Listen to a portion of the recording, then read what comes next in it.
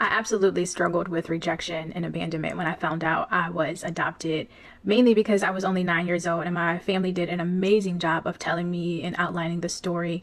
But as a kid, like you still wonder, like, okay, well, then who am I? And I think what really played a part into those feelings was that kids were so mean. Like when I moved to Chicago, I moved from like a very diverse school where I went to school with both white and black kids.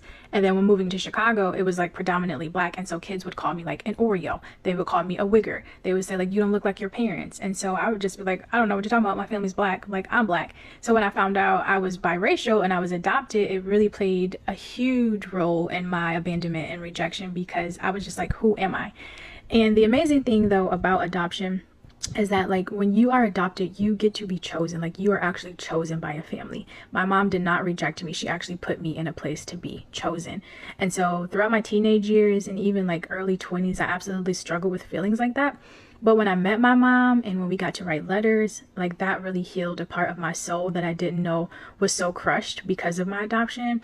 And it's just really cool to even talk to them now and like we get to figure out like the same things that we like, oh, you like to do this too, I like to do that. And it's just like those things that like you've always felt were a part of you, but maybe like you weren't able to identify like where it comes from. And so even now as a 34-year-old, I'm still finding out so much stuff about myself is because of how my parents are. Abandonment and rejection definitely tried to take root in my life, but I did not allow it to. Like that is just a lie that I refuse to accept.